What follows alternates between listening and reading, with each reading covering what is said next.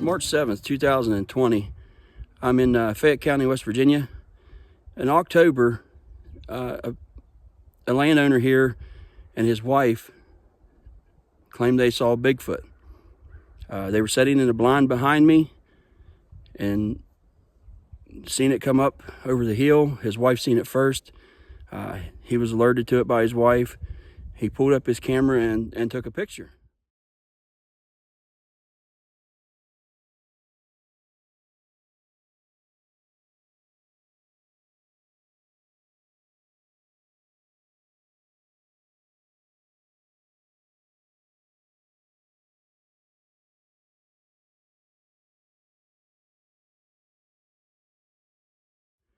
That picture was 150 feet or so in front of me, and what you'll see next is him describing what he saw and where it was.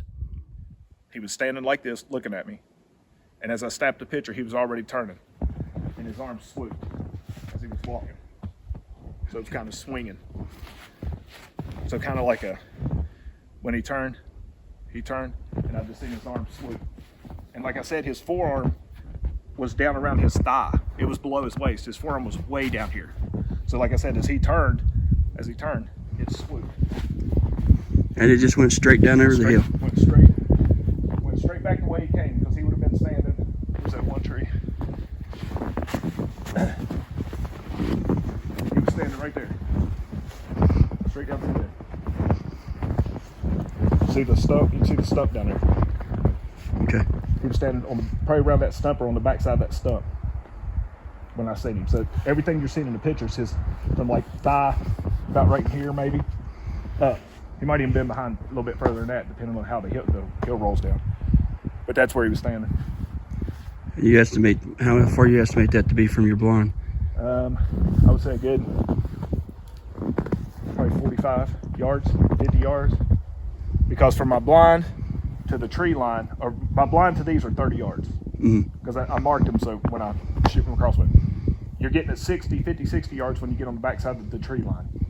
So he might even be further than that, probably closer to 65, 70 yards from me, to be honest. At least 150, 200 feet. Oh yeah, easily. But he was big enough, if you look at them trees, he was big enough to fill that tree up and all that. So look how broad he would have been at that distance. I mean, just unbelievable how big he was. He was massive. That's the only way I can say he was just absolutely massive. And when he got down in there, he let out a woo, but it was so loud. It just, everything, your hair stood up on the back of your neck. It was I've never heard it before. Felt it here? Oh yeah, my heart, I was racing. I'd never heard it until when you told me to watch that video. And when I watched that, the voices, the Bruno, West Virginia. Yeah. That is exactly what it sounded like. Almost like a hoot, howl, and it was so powerful. So it had to either be standing there, because we never heard it come up. It was calm that day. There was no wind blowing, nothing. Wasn't no squirrels, which was unusual. We didn't even jump squirrels when we came up. But so it either, when we put the food out right here, it had to either be standing there, or it was so stealth that it snuck up on us the whole time we were sitting here. But I don't think that's the reason, because I don't think he would have showed himself. I think what happened is where we put the food out 4:30 every day, and then we leave that day, and we did this all through the summer. She gets off, when she get here, we'd all come up on the hill, we'd throw food out and stuff like that, check, see if I see any deer or whatever. And just that one day after the 2 incidents I had that night, I decided, we threw the food out, and we decided to stay. And she says 20 minutes. I thought it was about 10, 15 minutes. She says 20 minutes, roundabout. And she said, oh my God, there it is. And I said, no, she said, oh my God, there he is. And I said, who? And she said, Bigfoot. And I was like, you're crazy. And at this time, I'm still adjusting all my calls and stuff in there that I've got little screws hanging on for my deer call. And as I turned around and looked, he was looking right at me. And he was I don't know if he was, which there wasn't nothing he could hold on to. He must have been in mid-stride and just stopped and stared at us. And the most distinctive thing on him was the blonde under his eyes into his mustache area. And he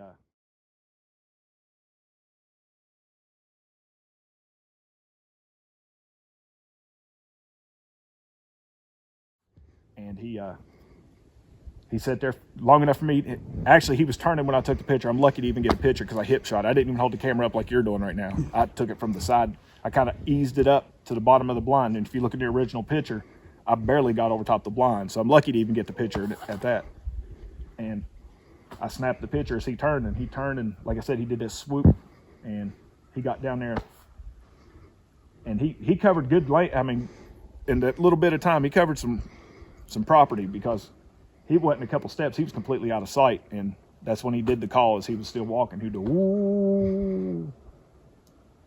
So he went into that little valley. Right, yeah. If you're standing right here, he turned directly around and walked straight back down where we come through earlier, where we walked in. The video you just seen was the witness describing what he saw on that day in October. It hasn't changed in the past couple days that I've talked to him. I did a phone interview with him. I've talked to him today for a couple hours. In a roundabout way, I've got him to tell me the story at least 3 times. It's been consistent. It has stayed the same. And him being a former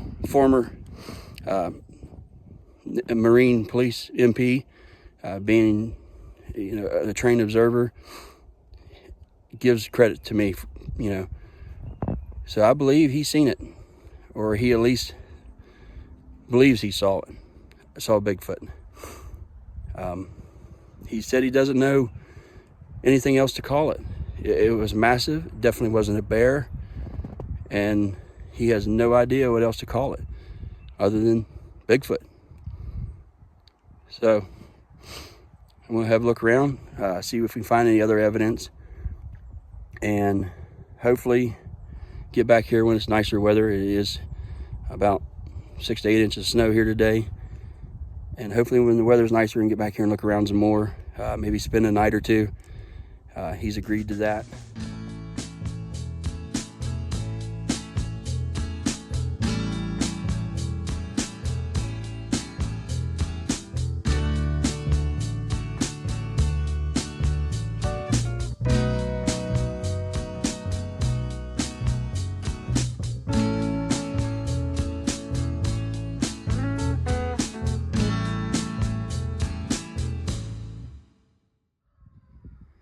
I talked to the landowner's wife. This is a Bartlett pear tree. This is the first year it actually produced quite a bit of fruit. And in September, she was waiting for him to ripe. And over one night, all the pears were taken and this limb was broken. The landowner and witness of the Bigfoot sighting here in Fayette County also claims that he's had more than 60 ducks and chickens come up missing over the past few months.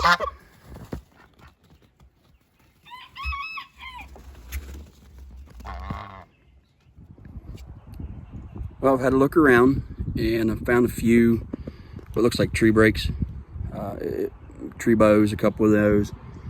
Other than that, nothing right now. There's quite a bit of land here between him and his neighbors, and it backs up to a state park. So hopefully we can find some more evidence later when all the snow's off.